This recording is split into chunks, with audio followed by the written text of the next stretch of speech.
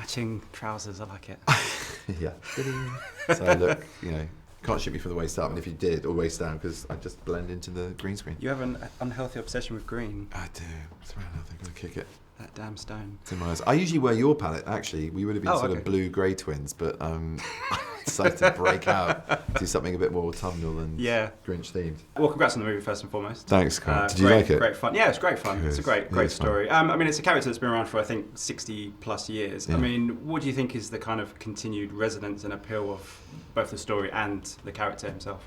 I think the idea of a person who's transformed by the true spirit of Christmas is always strong in our culture, whether it's Scrooge or the Grinch or any other characters I can't quite remember at this moment, but the character out of It's a Wonderful Life. I think it's a metaphor for what it can do, but also in our version, hopefully it's about realising that he's a bit of an outsider, he's an orphan, he's someone who's green perhaps with envy because he doesn't belong, he doesn't feel part of it, and that's where the hate and the bitterness and the grouchy grinchiness comes from.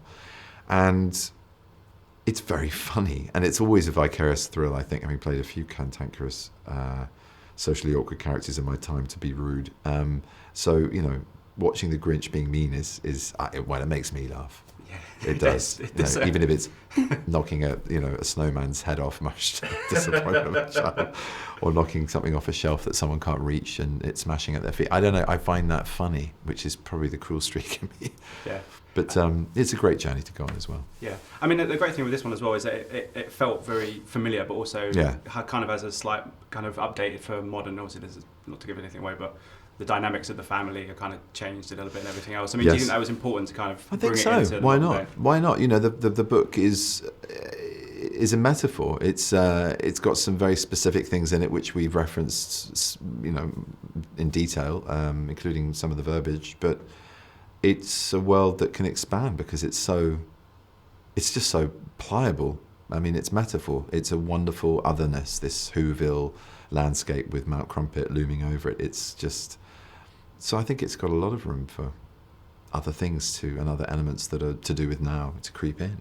Yeah. Will that age it in a few years' time? I don't know. I don't think drastically. People still watch Home Alone or Ghostbusters or It's a Wonderful Life. They don't question necessarily that it belongs to another time. It's about Christmas, which we experience every year. Yeah. And you don't have to go through quite the same transformation as Jim Carrey did. 8.5 Thank hours the in sweet makeup Lord. And all of that kind of stuff. But his voice was very distinctive, I think, a lot because of the prosthetics that he was in. I mean, for you, what was important for you in terms of finding the voice? American to start off with. They wanted English, and they did. And I said, no, I think he's got to be American. And then it was a balance between having a real relish and enjoyment of it and not actually sounding like he was in a bad mood all the time. Like just getting a kick out of being mean. The mean, green, lean machine. Not so lean, but he gets lean. He has a workout video in the middle of it. But yeah, it's like it was an evolving thing that took about 4 or 5 sessions to sort of get to a middle ground that everyone went, okay, this feels like it's evolving into something we can all live with. And then it just evolved from that. Just kept going. And every session there'd be improv and stuff that I'd throw in, and it would go too nasally or it would go too growly or it would go too near me again. So it was always a thing of balancing it. But I loved going full Grinch as well. I loved the sort of Boris Karloff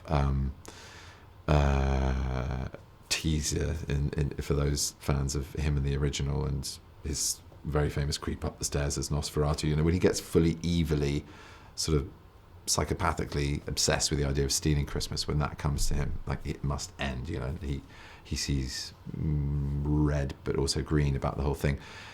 That for me was great fun. I felt that was very full throttle. Yeah.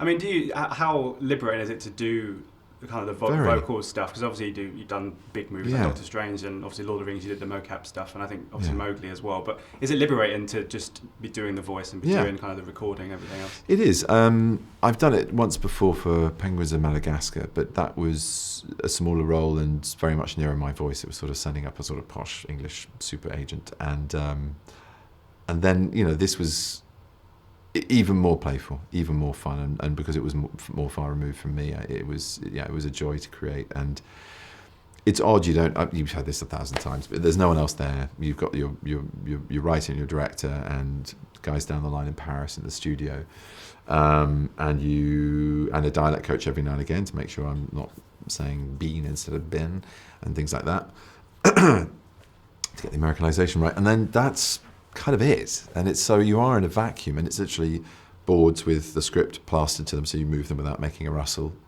And it's a technical word for a sound, rustle. That's really it. So you embellish it, but you become very close to your director because they have to basically pitch the whole of what you can't see. So that's where your imagination gets fed. Yeah. We're thinking of this environment, this kind of action, this is what's happening in the background, this is what he does know, this is what he doesn't know. You know, you ask all the questions around the script on that basis. And then it just evolves. Yeah. And they often have a visual idea, probably from animation, that you as an actor aren't allowed to see. They get very antsy about you seeing not complete animation. I had to sort of really push for that a little bit. Yeah. But I'd loved. But when that happened, it felt like a proper dialogue. It felt like they were giving me something, and then I could go, "Oh, well, can I give you this for that look? Because I think it's more of that sound, or it should be a cough or some kind of vocal energy or addition to that moment." It's fun, and you're free of so much that you just get the chance to play again, which, you know, after a lot of navel gazing and seriousness in other parts of my life as an actor, it's very nice to let go and just be a kid again. Yeah, you know. Absolutely. Yeah. Listen, thanks so much for your time. Pleasure. It's been an absolute pleasure. Thank you. Cheers. Pleasure. Ladies and gentlemen, you're watching Hey You Guys! Hey You Guys, huh? Hey You Guys. Is that from the Goonies? It is indeed, yeah. Nice. Hey You Guys!